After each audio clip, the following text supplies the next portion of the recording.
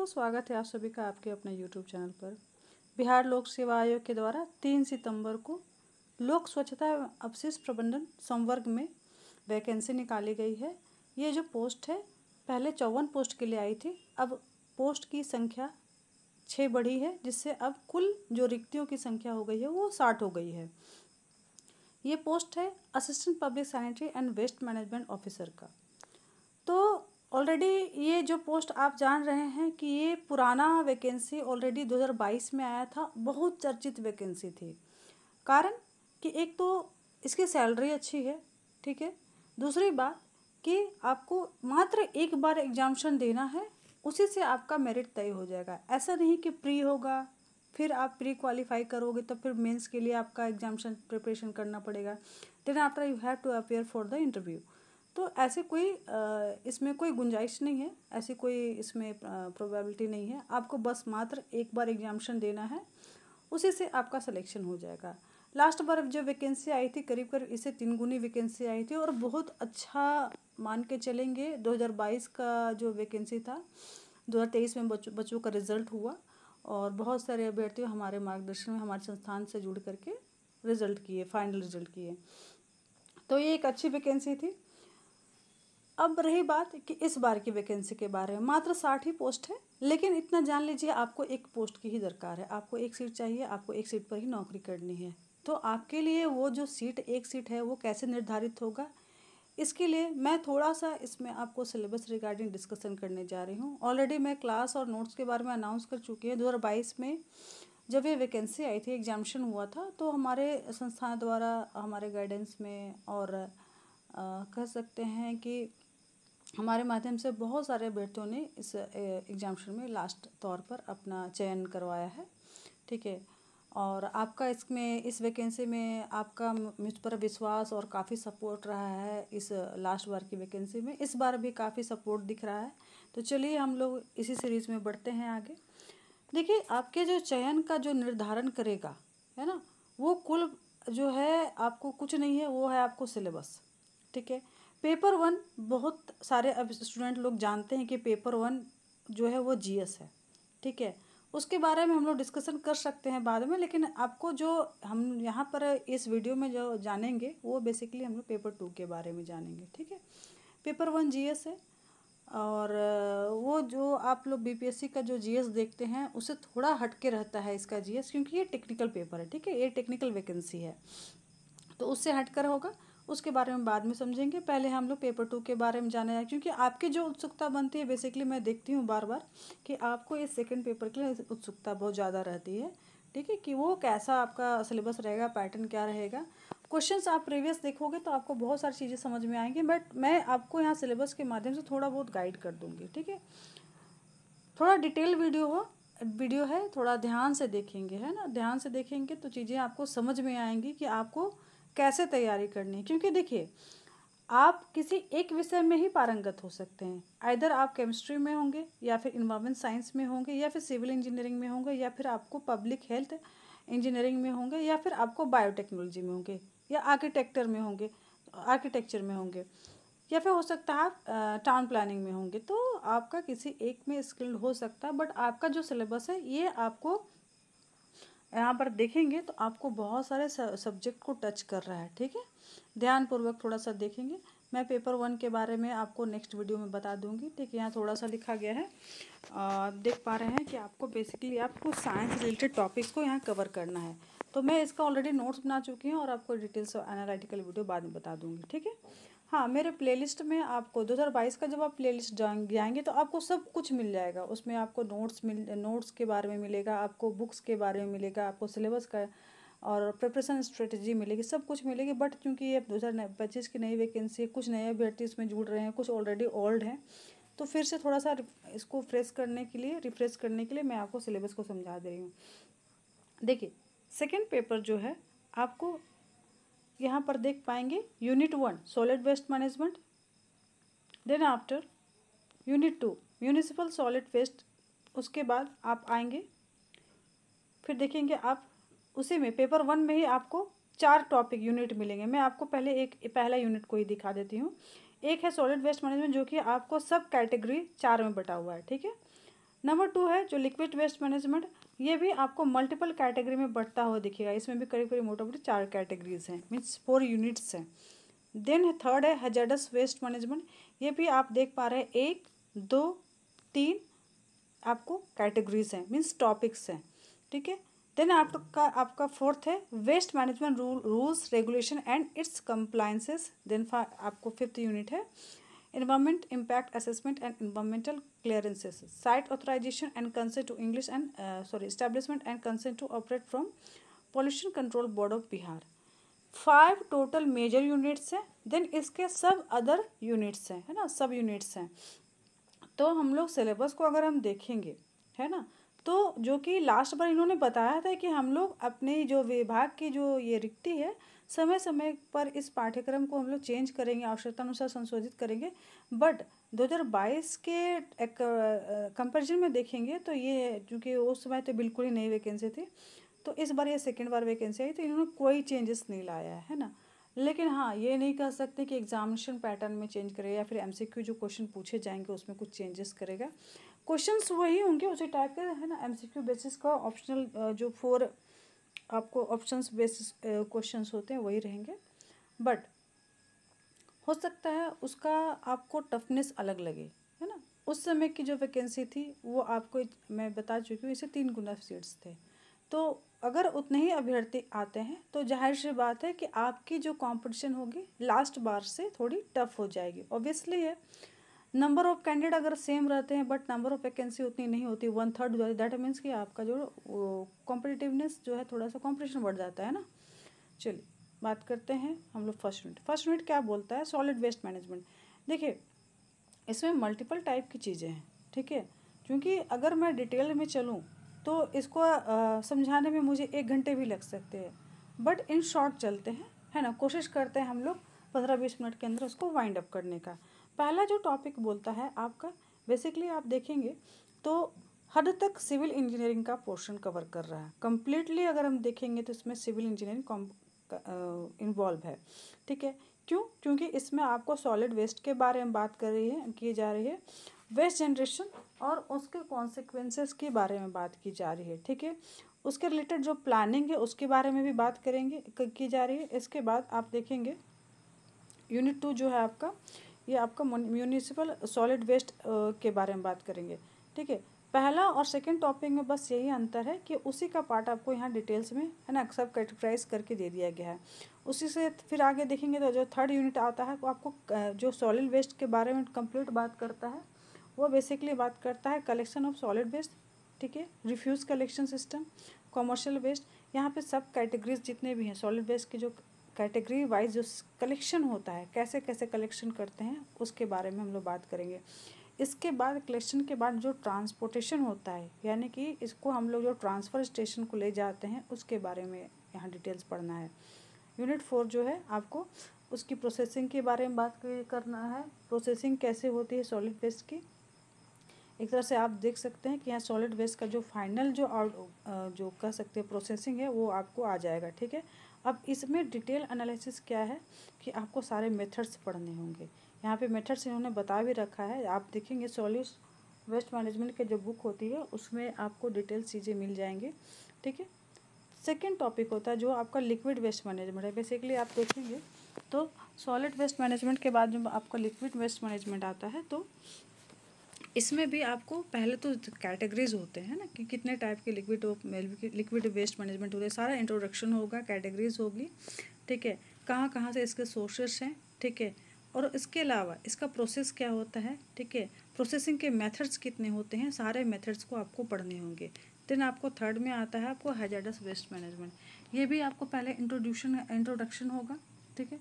Introduce करने के बाद में आपको इंट्रोडक्शन पढ़ने के बाद में उसके सोर्सेज को पढ़ना होगा, ठीक है। हैजार्डस जो वेस्ट मैनेजमेंट है उसके सोर्सेज को उसके सोर्स को पढ़ना होगा, ठीक है।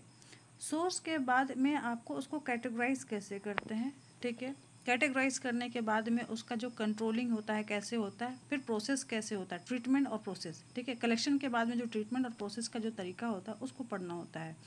फोर्थ आता है वेस्ट मैनेजमेंट का रूल्स रेगुलेशन आता है, और फिफ्थ में आपका इसका इम्पैक्ट असेसमेंट पढ़ना होता है। साथ साथ बिहार में वेस्ट मैनेजमेंट का जो पोल्यूशन कंट्रोल का जो बिहार सरकार का जो तरीका है, ठीक है, उसके बारे में पढ़ना होता है। ठीक है, सरकार कैसे काम करती है और ख़ासकर जो अभी लास्ट वाले जो वेस्ट मैनेजमेंट ऑफिसर्स जो हैं उनसे किस प्रकार से काम ले रही है, किस पॉलिसी के तहत काम ले रही है, उसके बारे में आपको डिटेल्स आपको जानकारी होनी ही चाहिए।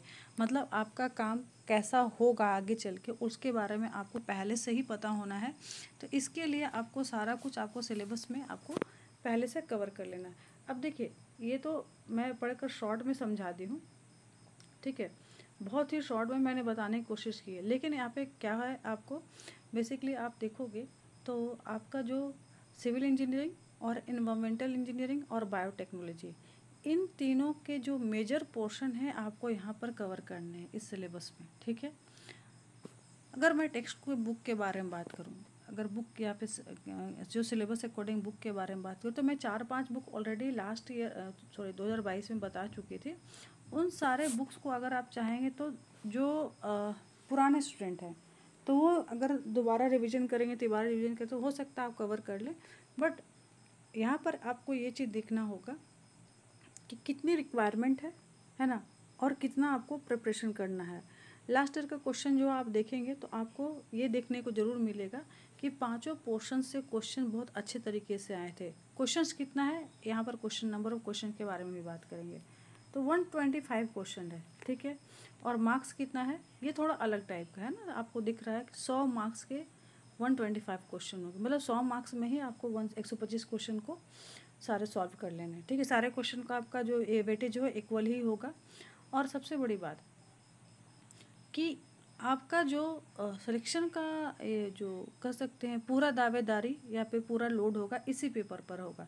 क्योंकि देखिएगा, जो पहला पेपर है, ठीक है, वो पहला पेपर बहुत हद तक आपको बहुत सारे अभ्यर्थी हैं, है ना, चाहे वो किसी प्रकार का भी वनडे एग्जामिनेशन दिए होंगे, उसकी तैयारी उनकी हो चुकी होगी।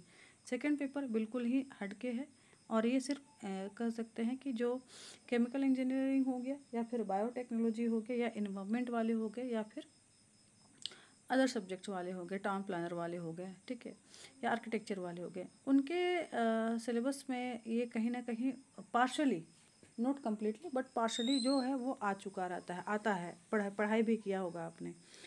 अब रही बात कि आप तैयारी कैसे करोगे, तो देखो ये है कि अगर आपको लगता है स्वयं में सक्षम है तो नो डाउट आप स्वयं में सक्षम हैं, ठीक है, आपके जो टेक्स्ट बुक हैं दैट वुड बी सफिशिएंट। मेरे जो नोट्स बने हुए हैं बिल्कुल आपके बुक से ही बने हुए हैं, ठीक है। मैंने इसमें एनवायरमेंट इंजीनियरिंग, सिविल इंजीनियरिंग और आर्किटेक्चर का जो बुक है, जो आपका जो कोर्स बुक है बेसिकली, उससे मैंने सारे कंटेंट उठाए। एमसीक्यू भी जो है बेसिकली उसी से डिराइव्ड है, कुछ मैंने अलग नहीं किया है, ठीक है। तो आप चाहोगे तो वही 6-7 बुक्स हैं ऑलरेडी जो आपके कोर्स के हैं, उनसे आप पढ़ सकते हो, ठीक है, क्योंकि सिलेबस बेसिकली आपका उस बुक्स का ही है ना। आप देखेंगे भी तो आपको सिविल इंजीनियरिंग और टाउन प्लानर और जो सैनिटरी वाला जो है बायोटेक के कुछ बुक्स हैं जो कि उससे आपको कवर कर जाता है, बिल्कुल सिलेबस आपको हूबहू मिलेगा। लेकिन बात प्रिपरेशन की होती है तो मैं आपको यही सजेस्ट करूँगी, आपको टू द टॉपिक चलना है, ठीक है। पूरे बुक्स को कभी भी थ्रोली पढ़ना स्टार्ट मत करिएगा, ठीक है। प्रिपरेशन के बारे में यही समझा दूंगी मैं शॉर्ट में, क्योंकि चीज़ें को बताने की कोशिश कर रही हूँ कि आपको पूरा बुक थ्रोली नहीं पढ़ना है, ठीक है। क्या पढ़ना है एग्जैक्टली इसको फॉलो करिए। क्या टॉपिक है, पहले मैं एग्जांपल के बारे में बताती हूँ कि अगर आप सॉलिड वेस्ट मैनेजमेंट पढ़ रहे हैं तो पहले आपको जो टाइप्स ऑफ सॉलिड वेस्ट है उसका जो कैटेगरी है, कौन कौन से कैटेगरी है भाई, तो म्यूनिसिपल सॉलिड वेस्ट है, इंडस्ट्रियल वेस्ट है, हैजार्डस वेस्ट है, बायोमेडिकल वेस्ट, ई वेस्ट, तो यहाँ तक आप बढ़िया से पढ़ लो। उसके बाद आप इसका एवोल्यूशन के बारे में आप जानेंगे, है ना, इसके जो मैनेजमेंट है का जो प्रोसेस है उसका एवोल्यूशन कैसे होता है, जिसमें कि आपको सॉलिड वेस्ट और उस पर कौन जो जीवन पर उसका प्रभाव क्या होता है उसको भी पढ़ना है, ठीक है। इसके बाद जो अगर हम बात करेंगे टेक्निकल टेक्नोलॉजिकल सोसाइटी में जो वेस्ट जनरेशन होता है उसके किस प्रकार के सोर्सेस हैं, ठीक है, उसका मटेरियल फ्लो, वेस्ट जनरेशन, और साथ साथ सॉलिड वेस्ट मैनेजमेंट और उसके डेवलपमेंट के बारे में, मैनेजमेंट और डेवलपमेंट के बारे में आपको पढ़ना है। इसके बाद आपको आती है पूरी तरीके से प्लानिंग के बाद में प्रोसेसिंग, है ना, प्रोसेसिंग के बिफोर में प्लानिंग होती है, ये चीज़ आपको पता ही होगा, लेकिन आफ्टर आपको प्रोसेसिंग, है ना। तो ये सब चीज़ों को पढ़ना है। हाँ, इस बीच में आपको प्लानिंग के बाद आपको कलेक्शन वगैरह करना होता है ना। तो यूनिट 2 आपको देखिएगा, तो म्यूनिसिपल सॉलिड वेस्ट के बारे में जो कैटेगराइज करने के बाद में थर्ड में आपको उसका कलेक्शन के बारे में आपको डिटेल में पढ़ना है। तो बेसिकली आप देखोगे जहाँ जो आपको ये जो पोर्शन है यूनिट 2, यहाँ क्या पोर्शन यहाँ क्या बोलता है कि पहले तो आपको म्यूनिसिपल सॉलिड वेस्ट है उसकी कैटेगरी बता दिए हैं और डिफरेंट टाइप्स बता दिए। यहाँ आप देखते हैं कलेक्शन जो कैसे किया जाता है। तो बेसिकली आपकी जो तैयारी है वो कम्प्लीटली वो डिपेंड करेगी, जो इस टॉपिक का थोरो स्टडी है उस पर डिपेंड करेगा। नहीं, आप फैक्चुअल स्टडी बिल्कुल भी मतलब रिलाई नहीं करिएगा, मैं तो सजेस्ट करूँगी। क्योंकि मेरे जो क्लासेस चले थे, मैं देखी थी कि मेरे जो क्लासेस, मैंने सोचा था कि हाँ एक टॉपिक है तो उसके सब टॉपिक्स को हम लोग चाहेंगे तो एक दिन में कवर कर लेंगे, ऐसा हो नहीं पाता था। और काफ़ी डिटेल, चूँकि हम एनालिटिकल जो हमारे क्लासेस रहते थे, तो मुझे पहले तो ये लगा कि हम बहुत ज़्यादा बड़ा टॉपिक नहीं है, 5 टॉपिक है, 5 यूनिट बटा हुआ है, तो एक महीने में क्लासेस कवर हो जाएगा। बट एक्चुअली मैं आपको एक चीज़ मैं देखने को मिला मुझे कि जितना हम लोगों ने डीप कवर किया उतना ही ज़्यादा अच्छे रिजल्ट आए, है ना। तो आपको भी ये सजेशन रहेगा शॉर्ट में कि हर टॉपिक, जितना आप टॉपिक दिख रहे हैं उस टॉपिक को बढ़िया से पढ़िए। और हाँ, मैं फिर से कहूँगी कि आपने अपने जो कोर्स बुक मटेरियल पर ध्यान दीजिएगा। अदरवाइज़ आप मेरे जो नोट्स है जो कि आपके कोर्स बुक से ही एकदम हूबहू मैंने कलेक्ट किया है। क्योंकि देखिए, यहाँ पर मेरा उद्देश्य कहीं से भी ये नहीं था कि मुझे बस किसी तरह से कोर्स बेच देना है। मेरा उद्देश्य हमेशा टारगेट रहता था कि हाँ जो भी है ना, अगर 100 बच्चे आए तो मेरा तो उद्देश्य वो रहेगा कि 100 के 100 क्वालिफाई कर जाए। हाँ, लेकिन नहीं हो पाता है ना, जितने पोस्ट है सारे बच्चे रहे ये भी मैं सोचती हूँ, लेकिन नहीं हो पाता है ना। कुछ सेल्फ तैयारी करते, कुछ कहीं और से भी तैयारी करते, तो लेकिन जो भी बच्चे क्वालिफाई किए थे, इसका सबसे बड़ा जो रोल रहा था इसमें, एक तो सबसे मैं तो कहूँगी कि आपका मुझ पर विश्वास था, वो इसका रोल तो रहा है। इसके अलावा आपका जो कोर्स मटेरियल जो मैं सेलेक्ट की थी, आपका सिविल इंजीनियरिंग का हो, चाहे बायोटेक का या इन्वायरमेंट का हो या टाउन प्लानिंग का होगा, तो उसका जो कोर्स का जो वैल्यू था, मैं इसमें एक चीज़ यहाँ देख पा रही हूँ। और हाँ, MCQ बिल्कुल आपके बुक से आएंगे, है। तो उसके MCQ को भी मैं आपके नोट्स में डाल दी हूँ, तो आपको नो डाउट आपका नोट्स जो होगा आपको सफिशिएंट होगा और क्लासेस भी आपके लिए बहुत सफिशिएंट होंगे। तो आपको अगर चाहिए कि क्लासेस चाहिए या नोट्स चाहिए तो मुझे आप कांटेक्ट कर सकते हैं। अदरवाइज़ मेरा जो सजेशन है कि आपका जो सेल्फ प्रिपरेशन है, तो सेल्फ प्रिपरेशन के लिए आप बस क्या करेंगे कि जो भी आप सिलेबस में टॉपिक देख रहे हैं, बस उसको अपने जो कोर्स बुक है उसको हूबहू पढ़िए, और उससे रिलेटेड जो MCQ आपके बुक्स में मिलेंगे उसमें मिलेंगे बुक में, ठीक है। मैं ऑलरेडी MCQ जो डिराइव की हूँ, कलेक्ट की हूँ, आपके बुक से की हूँ, तो वो मिलेंगे, उनसे आप चाहेंगे तो आराम से MCQ की प्रैक्टिस कर सकते हैं। बस टू द टॉपिक पढ़िएगा और टू द टॉपिक आपको MCQ सॉल्व करने की कोशिश करेंगे और जो भी होगा मॉक लगाएंगे। हाँ, एक और बात, कंपटीशन पहले से तुलना में ज़्यादा है। पोस्ट भले बहुत अधिक थे, लेकिन क्या हुआ था कि अभ्यर्थी जितने आए थे लास्ट बार उससे अधिक अभ्यर्थी आ रहे हैं, है ना। क्योंकि मैं देख रही हूँ जिस तरह से मुझे कॉल और मैसेज आए हैं, तो एक चीज़ समझ में आ रहा है कि ये नए अभ्यर्थी जो नए एस्पिरेंट है उनका थोड़ा सा इसके प्रति अट्रैक्शन गया है। और ये भी बात रहे कि 2025 से चुनाव का वो है, ईयर है, तो लोगों को लग रहा है कि चलो इस साल अगर हो गया तो बहुत अच्छी बात है। और बहुत सारे पुराने अभ्यर्थी जो थोड़ा सा 1-2 नंबर से, 5 नंबर 4 नंबर से चूक गए थे, वो इस बार पूरी तैयारी के साथ आ रहे हैं। नए अभ्यर्थी इस बार भी अट्रैक्शन के साथ रहे क्योंकि अच्छी सैलरी मिलने वाली है। जो अभी मेरे स्टूडेंट हैं, करीब करीब अभी मैं कुछ दिन पहले से जो जिनसे अभी हाल फिलहाल में बात हुई थी, करीब 65,000 के आसपास बता रहे, लगता है इन हैंड मिल रहा है। अभी शायद जुलाई में बढ़ा होगा उनका जो DA इंक्रीमेंट या आचार्य जो भी है, कुछ भी बढ़ा होगा तो वो उसके बढ़ करके हो सकता है 65+ हो गया होगा सैलरी। हाँ, लेकिन ये कहूँगी कि एक अच्छी नौकरी है, लेवल 7 की है। आप चाहें तो थोड़े सा मेहनत करके, थोड़ा समय लगाएंगे, थोड़ा सा पैसा लगेगा आपका, है ना, और डेडिकेशन भरपूर, कॉन्फिडेंस 100% रखिएगा, है ना, तो आपका सिलेक्शन पक्का है। सिलेबस को मैं बहुत कोशिश की हूँ कम से कम शब्दों में समझाने का, फिर भी आपको लगता है कि और समझना है और जानना है तो प्लीज़ मुझे कांटेक्ट कर लेंगे, है ना। और वीडियो देखने के लिए बहुत बहुत धन्यवाद।